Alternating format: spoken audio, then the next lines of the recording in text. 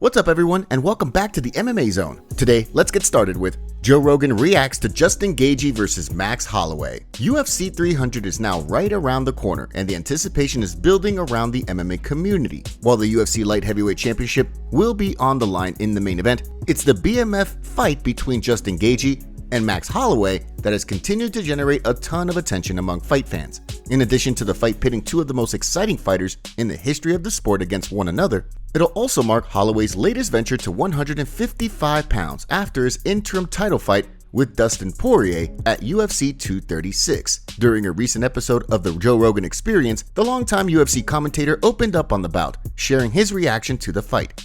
I am interested in that. You know why I'm interested in that? Because people are counting Max out. Bro, Max has had a lot of time to prepare. Justin's a 230 favorite. And the thing about Gaethje is Gaethje lands them in the clinch.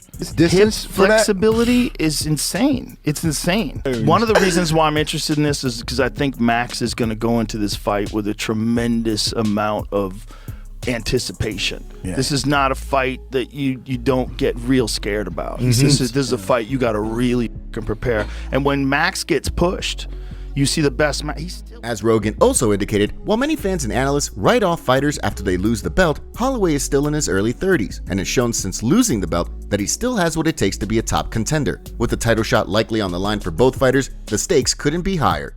Next up, let's take a look at Conor McGregor's DMs leaked by Charles Oliveiras' coach. At UFC 300, Charles Oliveira and Arman Tsarukyan will compete in a bout with all the makings of a Fight of the Year contender. With Oliveira previously scheduled to fight Makhachev and Tsarukyan in the midst of an impressive winning streak, both fighters are eager to stake their claim to a lightweight title fight. Ahead of the fight, Oliveira's coach has leaked some DMs that have little to do with this fight, but everything to do with the bout that could follow for the former champ. During a recent Portuguese-speaking interview with MMA Fighting, Diego Lima revealed that prior to Do Bronx being booked to fight Makhachev, he received a DM from Conor McGregor. Before Makhachev, McGregor texted Oliveira telling him to wait and not to fight him. They exchanged direct messages. McGregor sent him a video training and running at the beach.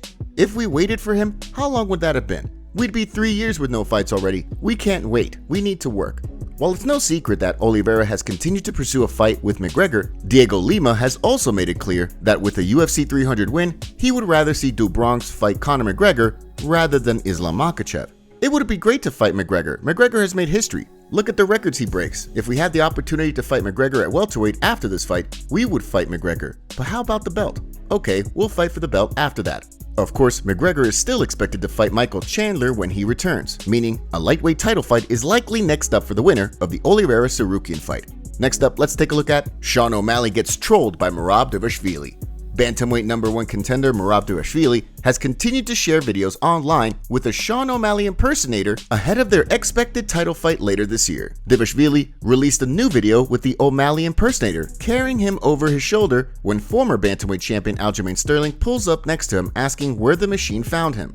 Bro, I found that this guy in Arizona, he was smoking too much. I'm gonna take you to my garage now and I'm gonna train him. Yeah, that's him, bro. It's hard to recognize because he's smoking too much. Sean, listen, bro. Listen. You have a big fight. You're fighting me, bro. You gotta stop smoking, my friend. Listen, I wanna make you training. You gotta stop this. No more this. No more this. In response, O'Malley and his coach Tim Welsh released a video training together in preparation for the bout, showing the champ running and Welsh leaping in with telegraphed punches while chasing the champ down.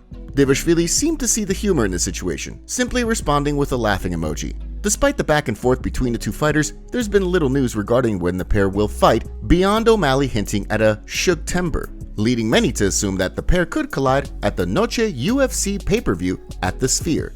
Next, let's take a look at Ilia Topuria shuts down UFC fight. Since his stunning win over Alexander Volkanovski, the MMA community has continued to wonder when Ilia Topuria would be returning to action. While Volkanovski is planning to take some time off to recover after back-to-back knockout losses, the UFC's upcoming trip to Perth for UFC 305 has led many to wonder whether the pair could run things back on a highly anticipated card. During a recent interview with Spanish-speaking outlet Radio Gaceta, Topuria shot down the idea.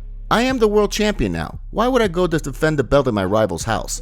As he also indicated during the interview, he's headed to Miami this week to meet with the UFC to figure out the details of his next fight. While nothing has been made official quite yet, El Matador has plenty of options on the table and is planning to figure out an opponent and a date for his next fight. Of course, heading into UFC 300, many believe that with a win, Max Holloway could stake his claim to a featherweight title fight with Topuria. However, as he indicated, he's also interested in potentially contesting for the lightweight title, meaning Topuria's next opponent could be another top-ranked contender, like Movsar Evloev, despite Topuria previously saying that he needs to finish a fight before competing for the belt. Now, let's shift gears and take a look at UFC Fight Updates. Heading into this weekend's UFC Fight Night Allen vs. Curtis card, let's look at today's UFC Fight Updates, starting with a fight between Nico Price and Jeremiah Wells, scheduled for UFC 302 on June 1st. The bout will see Price look to snap a two-fight skid that most recently saw him lose to Robbie Lawler by a first-round knockout after being finished by Phil Rowe back in December of 2022.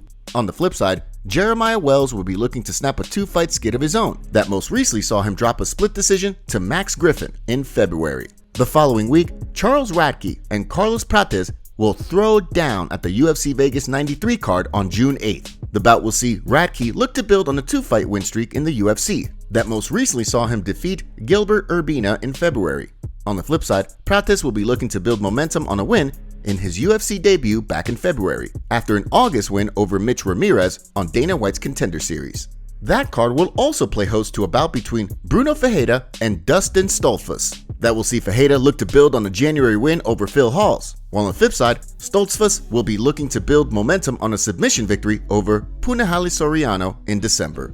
Last but certainly not least, two fights have been added to the UFC Saudi Arabia card on June 22nd, with Rinat Fagretinov and Nicholas Dalby throwing down in a welterweight bout that will see Fagretinov look to return to the win column after a draw in his most recent fight with Eliseo Zaleski. On the flip side, Dalby will be looking to extend a 4-fight win streak that saw him rattle off 3 victories last year, with the most recent being a TKO over Gabriel Bonfim. Last but certainly not least, the card will also see Muin Gafurov fight Kyung Ho Kang. The bout will see Gafurov look to snap a 2-fight skid that most recently saw him drop a loss to Said Nurmagomedov, while Kang will look to bounce back from a loss to John Castaneda.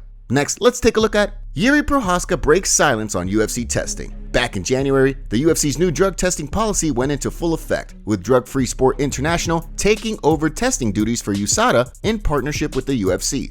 According to Jiri Prochazka, who is frequently tested under USADA, the new testing protocol involves a quote-unquote thorough inspection. During a recent press conference released on his YouTube channel, Prochazka opened up on the new testing procedure. Od nového roku už to není USADA. Antidopingová organizace vlastně teďkom UFCčka. Jo, teď vlastně byli tady u mě v neděli. V neděli přijeli pán z Vídně. Trochu se mu tam...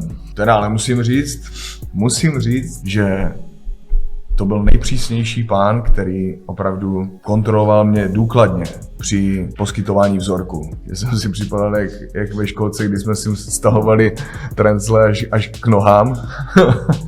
Kontrola proběhla důkladně, takže...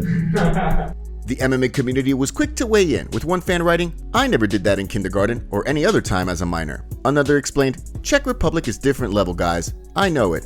Been living here for 32 years. Kindergarten time is my best memories." Another posted a meme along with the caption, "Doping agent when he sees his meat." One attempted to clarify the situation using a joke, writing, "It makes so much sense that Jiri was one of those kids that piss with their pants at their ankles." With his sights set on reclaiming the belt he never lost inside the octagon, his upcoming fight with Alexander Rakic is sure to deliver fireworks.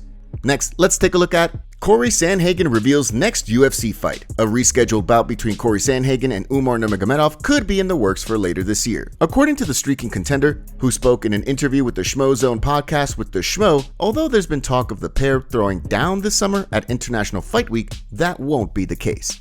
So I'm excited if that is the next one. It in my head is. I'm just kind of waiting on the date.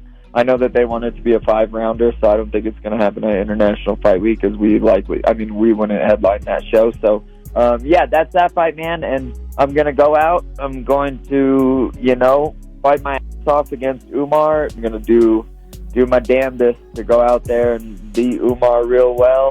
and build up as much hype for this title fight, hopefully against O'Malley sometime early next year. Of course, first, O'Malley will have to get through his highly anticipated bout with Merab Dvalishvili. Although the bout still hasn't been finalized, should Sandhagen hand Nurmagomedov his first loss, he'll likely be first in line to compete against the winner. Next up, let's take a look at MMA Community reacts to Arman Tsarukyan body transformation. With UFC 300 right around the corner, the MMA community has taken note of Arman Tsarukyan's impressive body transformation leading up to his UFC 300 scrap with Charles Oliveira. After a photo of a shirtless Tsarukyan post-training made the rounds online, the MMA community weighed in. As one member of the MMA community wrote, "He's going to KO Oliveira."